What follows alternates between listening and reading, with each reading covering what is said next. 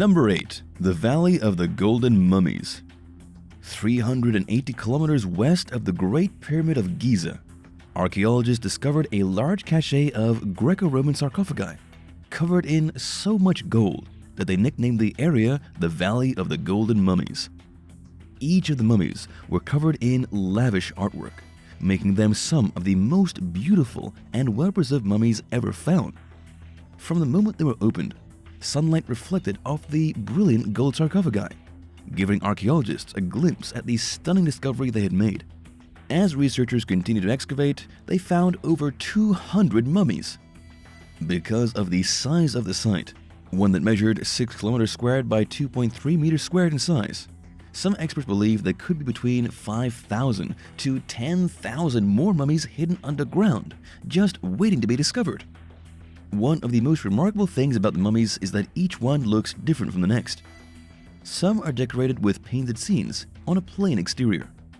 Others are covered in gold with elaborate masks. Even the tombs in which they were found were different from one another. One of the tombs had an entrance hall, a delivery room, and a simple burial chamber. A second, larger tomb was a single room filled with mummies. Another was located beneath a large shaft in the ground with small cubbyholes cut into the walls to display priceless artifacts. The ways the mummies were displayed were also unique to one another. Almost 60 were found with gilded masks covered in gold over their faces, and a golden waistcoat decorated with scenes of gods and goddesses. Another style of mummy was covered with cartonnage, decorative material made from layers of plaster, linen, and glue, used to decorate the casings of mummies.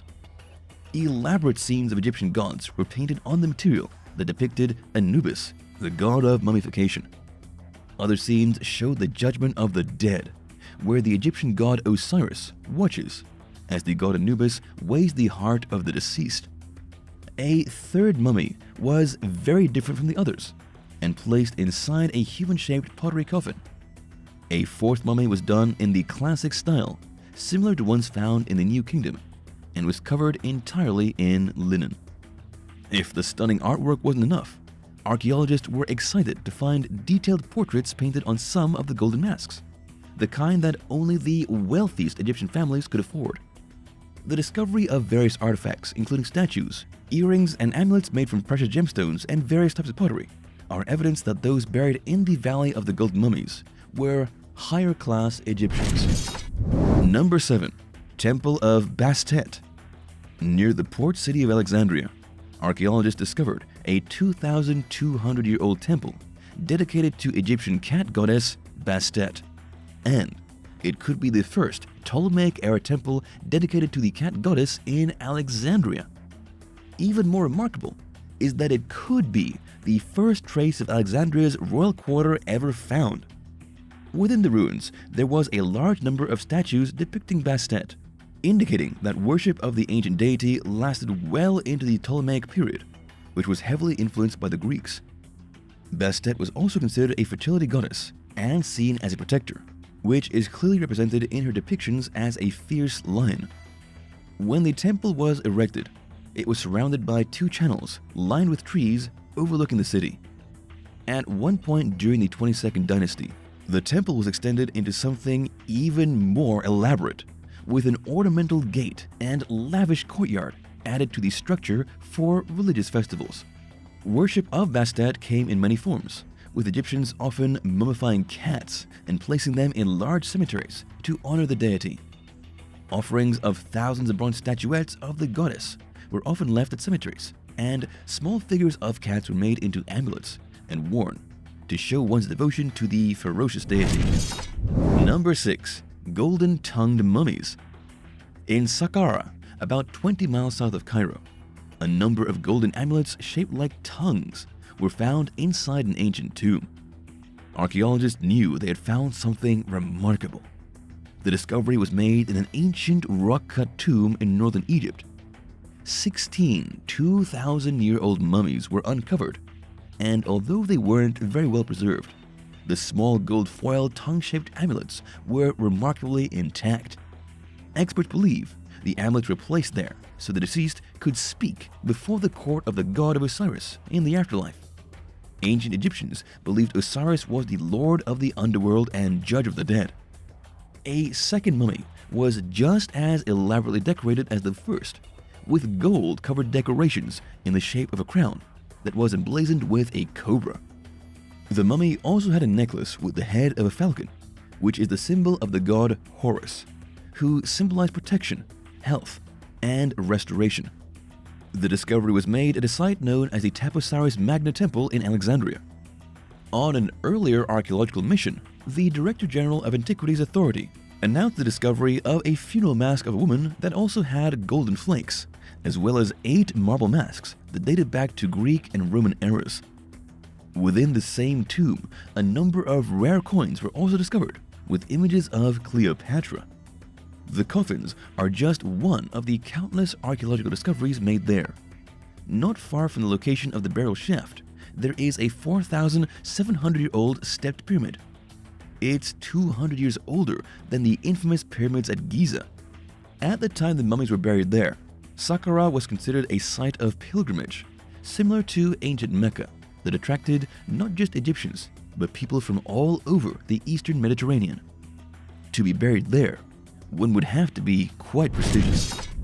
Number 5. The largest tomb in the Valley of the Kings. With so many discoveries made in Egypt, there is one that stands above them all. KV5, the largest tomb ever found, rivaled the treasures of Tutankhamun. Located in the Valley of the Kings, the coffins of at least 52 sons of Ramesses II were found inside a tomb. Many archaeologists tried to locate the tomb before, even Howard Carter himself, who became famous for discovering the tomb of King Tut. But KV5 would remain hidden until 1985, when a team from the University of Cairo, along with the Theban Mapping Project, used ground-penetrating radar to locate the long-lost tomb. They were shocked when they realized the tomb was only 230 feet from the tomb of Tutankhamun. The tomb was stunning. It was found at the end of a long passageway, flanked by 20 chambers and a statue of the god of the underworld, Osiris. Another 20 chambers were found past the first set, with sloping corridors leading to more rooms on a lower level of the crypt. Sadly, the tomb was steeped in heartache, with the pharaoh visiting it each time for the same reason, to bury one of his sons. Even though flash floods, thunderstorms, and looting threatened the location over time, it remained mostly intact. But the mummies didn't fare so well. Most of the remains were not preserved well, with the bones and body parts found in fragments or wrapped in linen. But there were treasures to be found. Grave goods, including canopic jars, which were used to store the preserved organs of the deceased, were found alongside limestone statues, clay and stone beads, amulets, and other grave goods. The walls of the tombs displayed detailed reliefs painted in blue, red, and white. As one of the greatest pharaohs of the 19th dynasty, the tomb was built to honor Ramesses II. But it will take much more time to uncover all the treasures left behind. After 10 years of excavation, experts have uncovered about 130 chambers, but they estimate they have only found about 7% of the secrets buried in K5V. What other treasures do you think archaeologists will find here? Let us know in the comments below, and if you're liking this video, be sure to hit the thumbs up and subscribe buttons if you haven't already. Number 4. Lost Golden City. In ancient Egypt, sarcophagi weren't the only things made from gold. Archaeologists conducting a dig 500 kilometers south of Cairo, near Luxor, discovered a 3,000-year-old city that had been lost to the sands of time. It was known as Aten and was established in the 18th dynasty. The largest ancient city ever uncovered in Egypt, it is considered one of the most important archaeological finds since the discovery of King Tutankhamun's tomb. After only a few weeks of excavation, archaeologists were able to pinpoint it to the reign of Amenhotep III, who ruled Egypt from 1391 to 1353 BC, and was one of Egypt's most powerful pharaohs. At first, archaeologists only spotted a few mud bricks, but as they continued to dig, the walls of the ancient city spread out before them. Eventually, several neighborhoods were uncovered, including a bakery and a residential area that was filled with tools of daily life from ancient Egyptians. A number of very exciting discoveries were made in the city, including jewelry and colored pottery. Excavations also unearthed scarab beetle amulets and mud bricks that had the seal of Amenhotep III on them. Scarabs and amulets were often used for decorative purposes, but also as ritual items, and they were an important part of Egypt's ancient heritage. They were also used as a display of great wealth, offering archaeologists a glimpse into the lives of the most prestigious ancient Egyptians. After months of excavations, antiquities experts vowed to continue their work in an effort to uncover more treasures that are untouched. Number 3. Kufu Ship. Even with so many remarkable discoveries made in Egypt, experts believe there are still countless hidden treasures left to be found. Sometimes these discoveries are located in previously undiscovered crypts, but other times they are also found near important historical sites. In 1954, an archaeologist discovered a massive ship buried next to the Great Pyramid of Khufu. After years of excavation, experts reassembled the extraordinary ship. One of the oldest planked vessels ever found, the royal craft is believed to be about 4,600 years old. It was buried in the 26th century BC in a carved stone pit and was used to carry the pharaoh Khufu on important voyages. For thousands of years, it sat undisturbed until archaeologists discovered the beautiful ship buried in a limestone sarcophagus. But uncovering the ancient ship wasn't easy. As archaeologists dug under a stone wall near the south side of the Great Pyramid, they discovered a layer of earth mixed with wood chips, charcoal, and powdered limestone. As they continued to dig, they revealed 40 limestone blocks lined up side by side in a rectangular pit.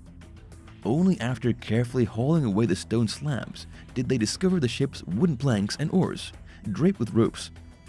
It took 20 months to uncover the astonishing 144-foot-long vessel, but the only way to remove it was to disassemble the ship. When it was time to put the ship back together, experts had to put 1,200 separate pieces back together, including 30 planks made from logs as long as 76 feet. A stunning 95% of the original parts were saved. For decades, the ship was on display at the Giza Solar Boat Museum, but in the summer of 2021, it was moved in an elaborate ceremony to the new Grand Egyptian Museum in Giza. One of the most fascinating things about the boat is that it was made without any nails. The pharaoh's workers would have had to saw raw logs by hand and turn them with hand tools, fitting them together like puzzle pieces. Even with the remarkable discovery, scholars still continue to debate the purpose of the ship. Some think it was used by Khufu in daily voyages across the sky as his persona, the sun god Ra. But others think it could be a funerary craft to transport his body on the Nile to the Giza necropolis. Either way, this stunning creation is an important discovery, offering a glimpse into the ancient Egyptian shipbuilding and the life of one of ancient Egypt's most well-known pharaohs. Number 2. The Silver Sarcophagus. A rare silver sarcophagus found at the start of World War II went unexamined for decades. The tomb of Susanès I was originally discovered in the 19th century by French Egyptologist Pierre Montet, at the same time World War II was raging on the other side of the world. Sadly, as war broke out, Montet retreated to Europe, leaving the tomb unopened where he found it. When the tomb was finally opened decades later, researchers were in for a shock when they realized the pharaoh was found within a solid silver container embellished with gold. In ancient Egypt, silver was rarer than gold and had to be imported from abroad. While gold symbolized the flesh of the gods, silver was thought to be their bones. Susanès was an obscure ruler who governed Egypt more than 3,000 years before his tomb was located. At the time, the Egyptian kingdom was divided between rival rulers of the north and south. The elaborate silver coffin, along with the metal objects found in the tomb, are evidence that Susanès didn't mind spending money to have craftsmen make these luxurious items. In ancient Egypt, pharaohs believed they would receive the gift of eternal life if they were in the proximity of gold. This is why funerary masks, sarcophagi, and even ancient objects are often covered in gold leaf or gold paint in a process known as gilding. Why do you think Susanus decided to have a sarcophagus made from silver instead of gold? Sadly, even though the silver coffin survived centuries, the mummy of Susanus did not. Inside, only a pile of bones, black dust, and a few funerary items were found. Still, this elaborate sarcophagus survived long enough to dazzle archaeologists and show the wealth and power of this ancient pharaoh. Number 1. 100 Ancient Coffins. Archaeologists made the remarkable discovery of 100 ancient coffins, along with 40 gilded statues and various artifacts in a vast burial ground south of Cairo. The 2,500-year-old coffins were very well preserved, with most covered in vibrant painted scenes and decorated with gold. Researchers determined the coffins belonged to a wealthy group of Egyptians. When researchers made their announcement, they opened one of the coffins and x-rayed the mummy inside to determine the gender. They found the individual was a male, in good health. They also determined the items date back to the Ptolemaic dynasty that ruled Egypt for 300 years. The discovery was just one of many at the Sakara site in recent years. Another excavation revealed 140 sealed sarcophagi and other shafts filled with painted, gold-covered coffins. As part of Egypt's ancient capital of Memphis, where the Giza pyramids also stand, Sakara is becoming a hotbed for ancient antiquities and artifacts that show off the true power of ancient Egypt.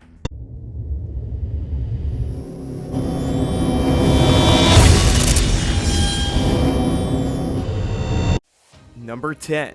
North Carolina Shipwreck. The SS North Carolina was a steamship that sank off the South Carolina coast over 180 years ago, in the summer of 1840, after it collided with its sister ship, the Governor Dudley.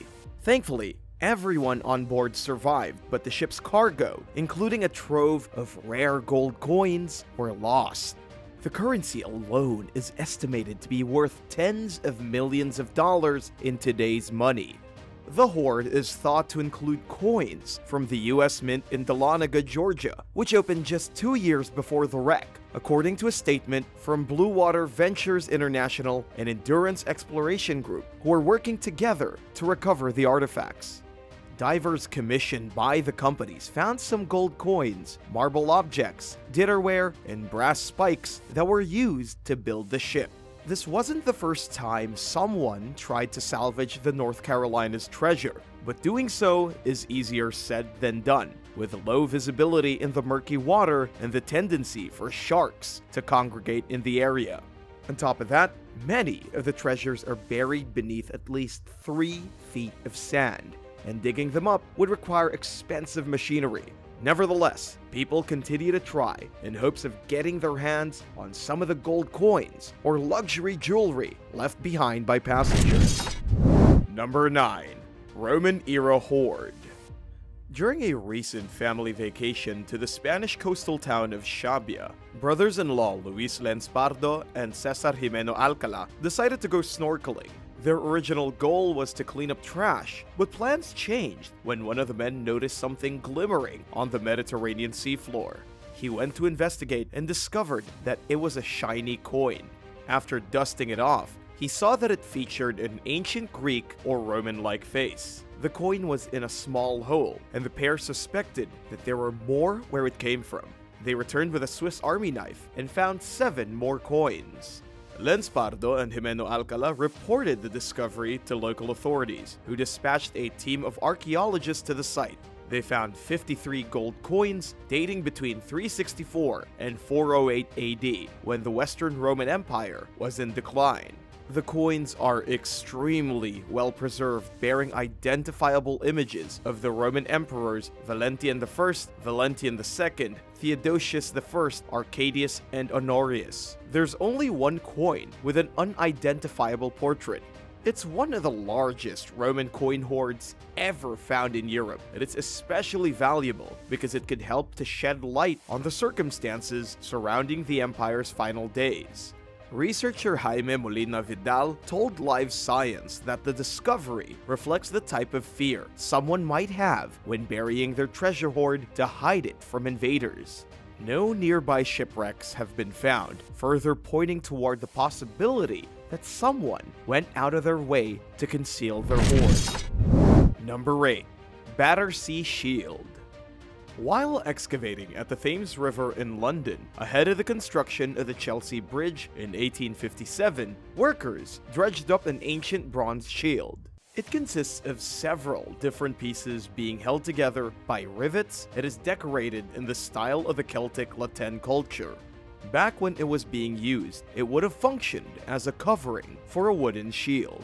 Known as the Battersea Shield, it's widely considered one of the most significant pieces of Celtic art ever found in Britain. But its origins are largely a mystery. For one, nobody can say with certainty when the shield was made or used. The Museum of London, which houses the artifact, dated it to sometime between 350 and 50 BC. But some experts have speculated that it may have been made during the early 1st century AD. The workers who discovered the Battersea Shield also found skeletons and large amounts of Roman and Celtic weapons. This led some historians to conclude that the shield was left behind during Julius Caesar's invasion of Britain in 54 BC. But most modern scholars challenge this view.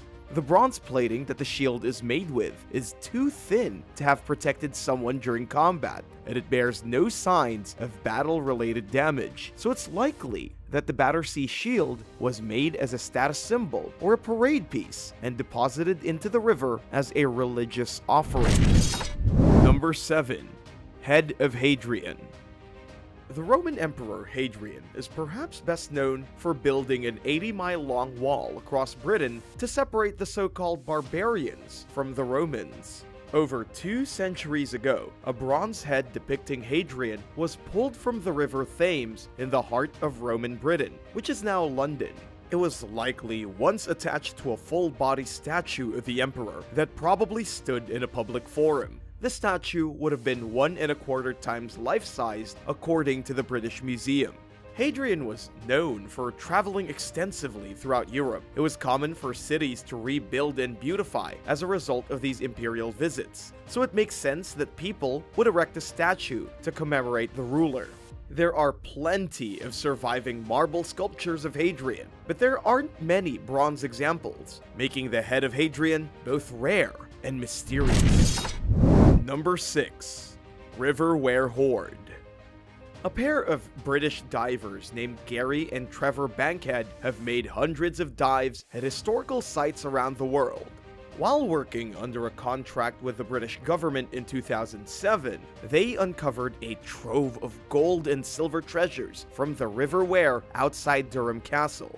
The 32 objects, which were once owned by the Queen, the Pope, and other leaders, included goblets, medals, crucifixes, and more. They date back to different periods, including the medieval, Saxon, and Roman eras. The Bankhead brothers also found a solid gold Japanese coin, marking the 60th renovation of the Grand Shrine of Ise, the country's most important Shinto temple. But what was it doing in England? Well, the explanation is surprisingly simple. The 24-carat piece belonged to Archbishop of Canterbury, Michael Ramsay, who received it during a 1973 trip to Japan. While visiting, he met Nikkyo Niwano, the president of the country's Buddhist movement. The coin is worth around $16,500 in today's money. Altogether, the divers uncovered hundreds of treasures known as the Riverware Horde. At least 30 belonged to Ramsay. In addition to the Japanese coin, Ramsay's items included a silver trowel from India, an 18-karat gold medallion, and a 19th century Russian icon.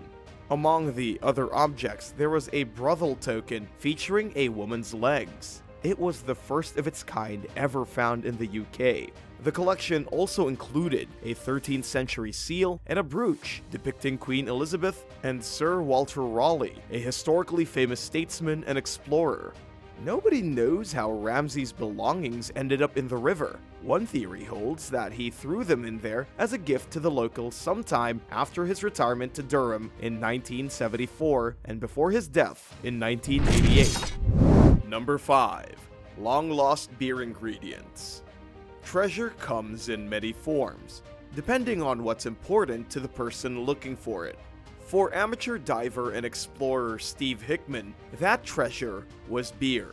Back in the 1980s, he encountered a sunken ship called the Wallachia off the Scottish coast. The Wallachia sank on a foggy day in 1895 after colliding with another vessel. It had just left Glasgow and was laden with cargo, including thousands of bottles of different kinds of alcoholic beverages.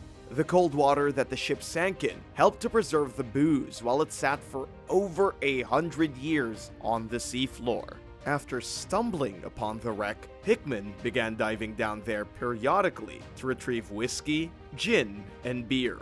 Over the years, he collected dozens of bottles. Earlier this year, a team accompanied Hickman on one of his dives down to the Wallachia. They handed their bottles from the trip over to scientists at Brewlab, a research firm that specializes in beer quality. The experts found live yeast in 3 bottles of beer, and they tried to recreate the original beer with it. In the process, they discovered that the beer contained a long-lost strain of yeast that is no longer used today. They're currently looking into whether it could be useful for, or perhaps even improve, modern brewing. Number 4.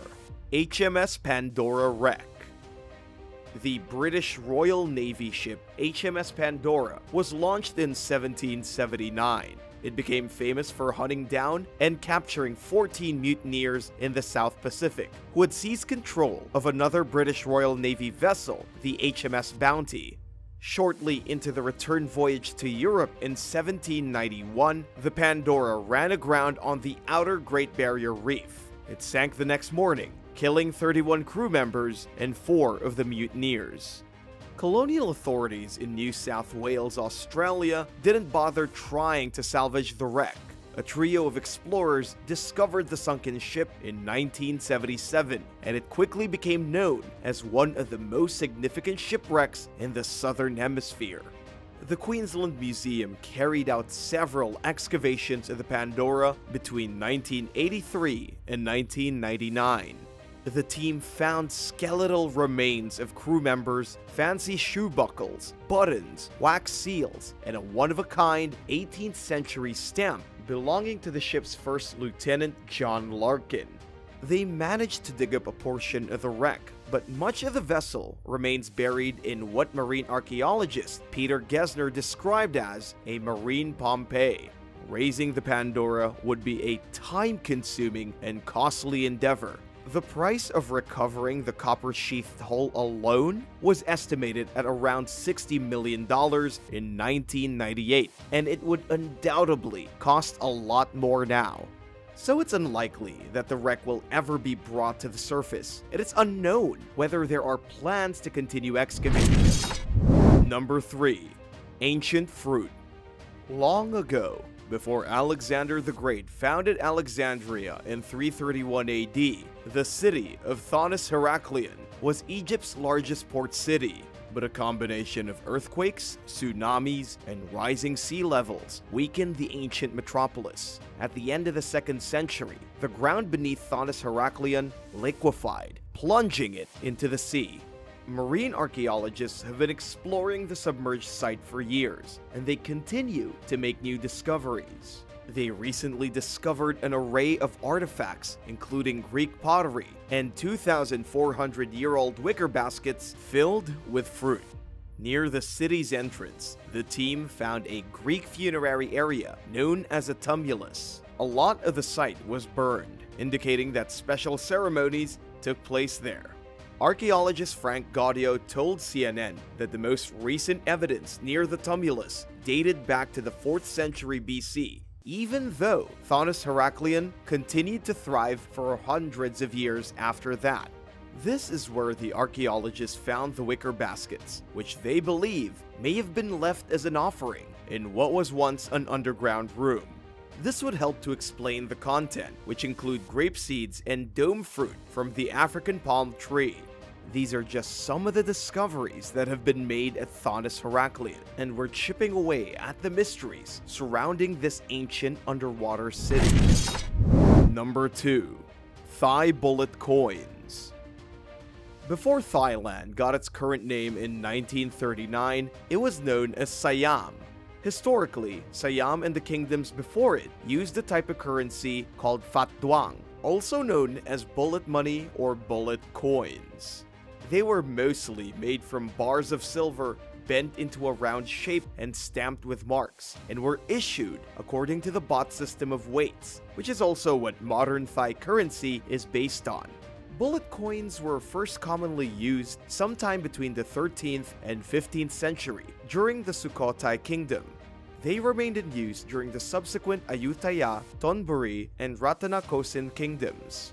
The currency was discontinued in 1904 in favor of flat coinage. Modern divers, nicknamed Indiana Jones, scour Thailand's riverbeds for ancient treasures. Copper points can reap as much as $15 each, which is twice the country's average daily wage. But bullet coins are known to fetch an even prettier penny, selling for as much as $300 each.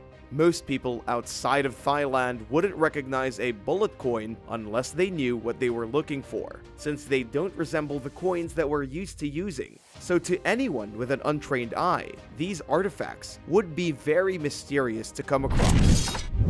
Number 1. Ancient Sword.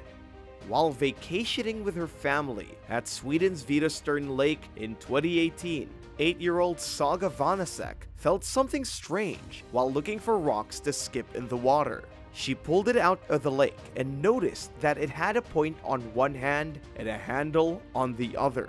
Saga yelled over to her father, saying that she had found a sword. At first, Saga's father, Andy, thought she had uncovered an odd-looking stick or a branch.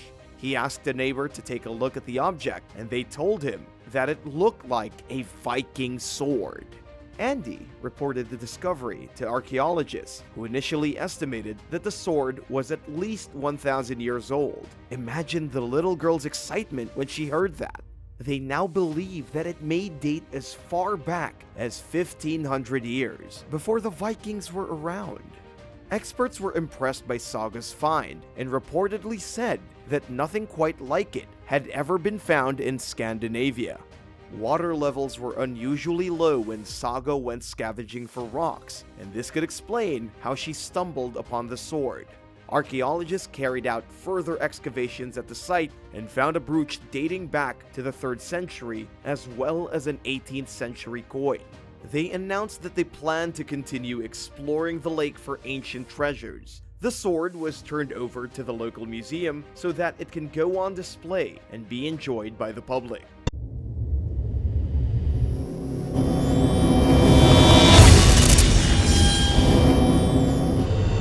Number 8. The Siberian Unicorn. It's true, unicorns did exist, and they lived at the same time as modern humans. They didn't necessarily look the way you might think they do, but have a modern cousin that you might have seen at your local zoo. An ancient rhino species named Elasmotherium sibericum was just one of 250 rhino species during prehistoric times. It weighed up to 3.5 tons, over 7,700 pounds, about the size of a mammoth, and once lived in the open grasslands of what is now Kazakhstan. These so-called Siberian unicorns, who got their name for the single horn they once had, were around at the same time as modern humans and Neanderthals. Even though experts have never found one of their famed horns, Elasmotherium sibericum had a single horn that protruded from its skull, the largest horn of any rhinoceros species. Just like the mammoth, they also had long, shaggy hair and died exclusively on tough, dry grasses. It's believed this particular diet could have been the reason behind their downfall, until a new study was done on a skull found in Kazakhstan. Experts thought Elasmotherium sibericum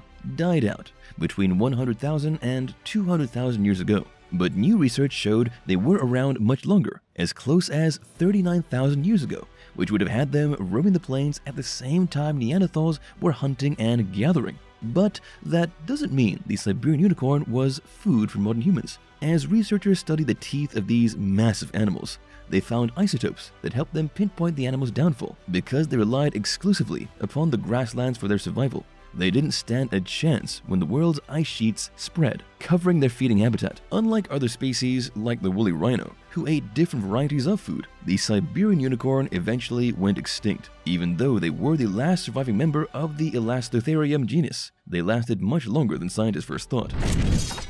Number 7. Caelestventus hanseni. How did an extremely rare flying dinosaur end up in the deserts of prehistoric Utah? That's the question archaeologists had to answer when the remains of Caelestventus hanseni were found near Dinosaur National Monument. The animal was located in the Saints and Sinner Quarry, a truly rare find, considering how all the other Triassic pterosaurs have only been found in the Italian, Austrian, and Swiss Alps. With a wingspan of over 5 feet, Caelestventus hanseni was quite large when compared to other flying reptiles that soared on skin-covered wings. The largest animal ever to fly, they thrived from the late Triassic epoch, which started around 215 million years ago and lasted until the end of the Cretaceous period, around 66 billion years ago. When researchers found the bones, they were excited that they had stumbled across the only desert-dwelling non-pterodactyloid pterosaur, one that predated other desert pterosaurs by more than 65 million years. Lucky for them,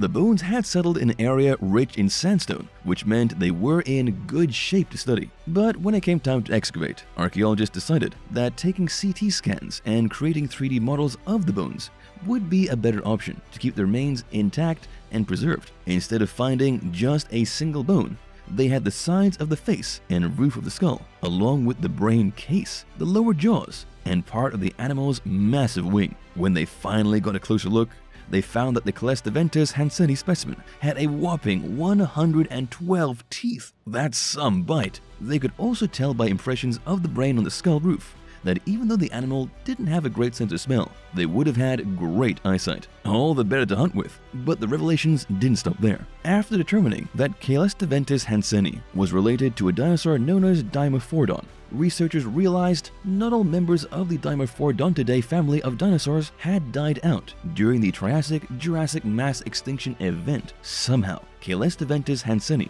had survived long enough to make its way to modern-day Utah, where it remained for centuries before archaeologists made their unexpected discovery. Number 6. Therizinosaurus. What made archaeologists believe that the remains of a 70-million-year-old dinosaur belonged to an unknown giant turtle? When researchers first found skeletal fragments of the Therizinosaurus in 1940 Mongolia, the enormous curved claws looked very much like those sported by ancient sea turtles. It wasn't until 25 years of further research that the fragments were identified as part of a group of theropod dinosaurs known as the Therizinosaurs, which means turtle-like.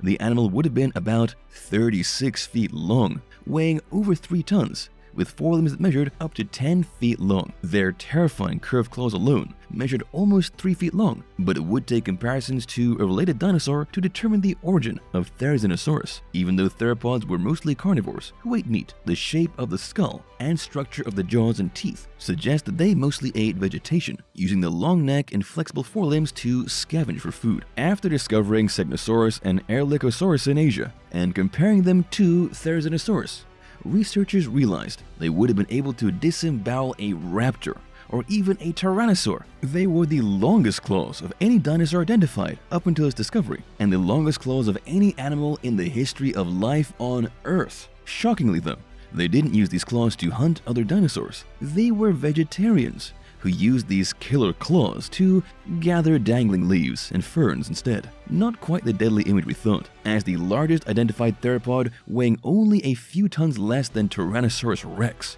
Therizinosaurus may have looked terrifying, but these plant eaters may have only used their enormous claws to intimidate so they could survive life 70 million years ago. Which of these prehistoric creatures do you think is the strangest? Let us know your thoughts in the comments down below, and if you're liking this video, be sure to hit the thumbs up and subscribe buttons if you haven't already.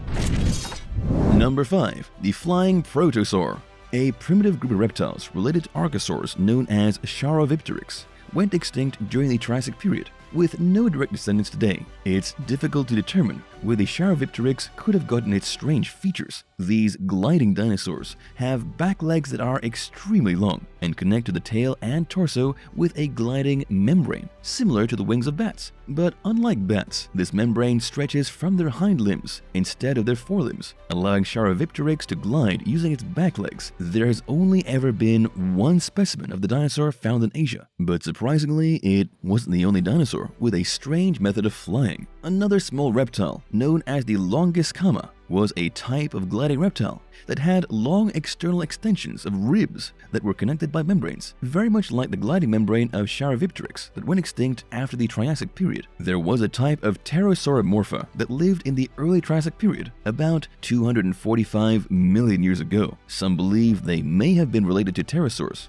though pterosaurs didn't have the same membrane along their back legs. The lizard-like animal was discovered in 1971 by archaeologists, but with only one specimen. Researchers had to be extra careful when trying to get a closer look. When they did, they found some interesting details in the fossil, showing that Charovipteryx had wide five-toed feet and long legs in proportion to the body. Skin impressions in the fossil show that they were covered in overlapping lizard-like scales on their body, but their wings didn't have scales. They were a small dinosaur though, stretching only about 8 inches long, with an extremely long tail, and weighing no more than 7.5 grams. Astonishingly, there were no other hind leg-based gliders around after the Charovipteryx went extinct. Some archaeologists believe they may have used their shorter and thinner front limbs to steer while gliding through the air. Researchers believe that the ancestors of the animal started out as climbers with enormously long back legs that splayed out from side to side. This is why they think their unique wing configuration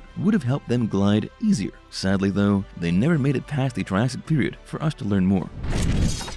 Number 4. Longisquama. How are dinosaurs with only one fossil in the record so easy to distinguish? One dinosaur known as Longisquama, which means long scales, lived in the woodlands of Central Asia during the Middle Triassic period, about 230 to 225 million years ago. They were about 6 inches long and weighed only a few ounces, and were known to dine on insects. But the most distinguishing characteristic of this dinosaur is the fact that they were so small and had feather-like plumes on their back, a close relative to other small gliding reptiles from the Triassic period. Longisquama had structures that extended along their back, giving them a bit of lift when they jumped from branch to branch. There is still some debate over whether Longisquama was an ancestor to birds, which might explain their quills as something similar to feathers. But unfortunately, there has only ever been one fossil of Longisquama ever discovered. So until more fossil evidence is located, Longisquama will continue to be that strange reptile with feather-like plumes on their backs, even though some paleontologists originally believed that these so-called feathers were actually exotic plant fronds that were buried when the dinosaur died. The fact that they were so close to the fossilized spine means they were probably anchored deep within the skin and attached to the body. They also had a central filament that ran along the length,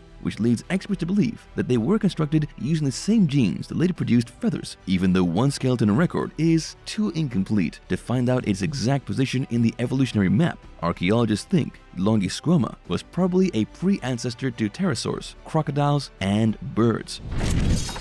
Number 3. Carnotaurus sastri. A dinosaur discovered in Patagonia has given archaeologists a jaw-dropping look at its fossilized remains, the well-preserved skin of a certain carnivorous dinosaur known as Carnotaurus sastri shows scientists a complex coat of scales, bumps, wrinkles, and more. The species is a type of horned abelosaurid called the Carnotaurus sastri, and when it was discovered in 1984, it was the first meat-eating dinosaur that was ever found with fossilized skin impressions that covered it from neck to tail. The different ridges and bumps on the animal resemble Australia's thorny devil, but in other places, the skin is a lot like the rough texture of elephant hide. After analyzing the discovery in close detail, archaeologists found the dinosaur scales were arranged in regular rows and were all about the same size. But strangely, large and randomly distributed studs were surrounded by some elongated, diamond-shaped scales that were scattered randomly across the dinosaur's body. Luckily, the remains of Carnotaurus sastri had the most well-preserved skin of any sauropod ever found,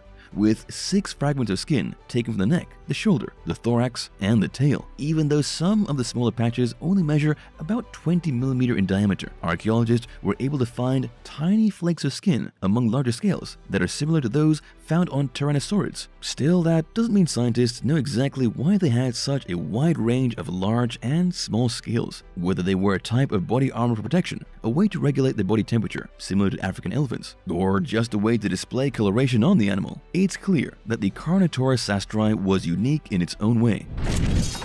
Number 2. Aramborgiania. In the 1940s, near a railway station in Jordan, a strange fossil discovered by a mine detector would end up becoming an important part of history. Discovered in Upper Cretaceous rocks that were weathering due to the elements, the 24-inch long bone was skinny, cylindrical, and very thin. Years later, it was determined to be part of the wing finger of a giant pterosaur, which was later named Aramborgiania. But did researchers get it wrong? Did they identify the wrong bone? It turns out that after additional research, the bone was identified as part of the vertebra and not a bone from the hand. By comparing it to other specimens, it was determined to be one of the largest asdarchids. Stunningly, the animal is thought to have had a wingspan that stretched at least 7 meters, with its body measuring about 13 meters long. Other similar species were found in Cretaceous rocks around the world, showing they hunted prey on the ground, dining on amphibians, lizards, and small dinosaurs. This made Aramborgiania a large predatory creature, similar to modern-day large predatory birds like storks and shoebills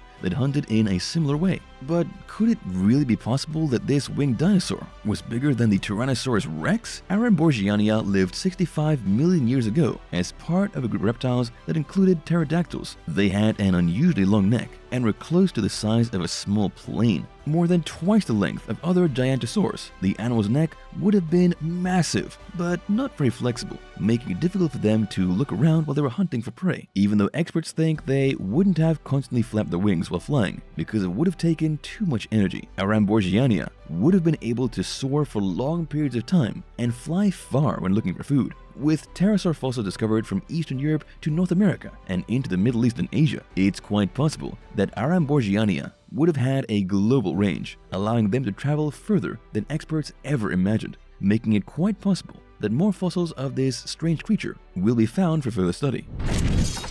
Number 1. Argentinian Terrasaur. Paleontologists made a stunning discovery when they found bones in Argentina that belonged to the largest dinosaur to have ever lived. They were located in an area of Patagonia where dinosaurs known as sauropods once roamed. As a type of dinosaur with extremely long necks and elongated tails, sauropods, including the Brontosaurus and Brachiosaurus, also had small heads and legs that were short and thick like tree trunks. Researchers initially believed the bones belonged to a Titanosaur, an enormous type of sauropod that survived until the Cretaceous Paleogene extinction event that occurred 66 million years ago. An asteroid hit the planet and wiped out most living animals. Until then, Titanosaurs thrived in a number of different areas in South America, including Patagonia, where these new fossils were discovered. While studying the proportions of pelvic bones and vertebrae that were discovered, scientists tried to determine whether this new dinosaur was bigger than the Patagonian, which was a larger type of similar species. By comparing the bones to previous dinosaurs discovered, experts believe that this one could be a different, larger species of sauropod that we haven't seen before.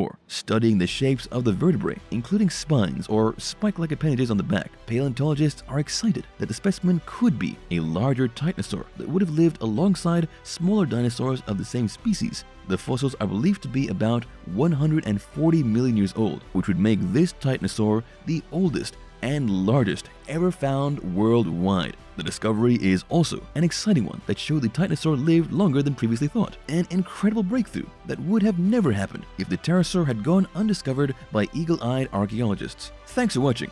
Which one of these prehistoric creatures interested you the most? Let us know in the comments below, and don't forget to subscribe for more videos like these. See you next time, bye!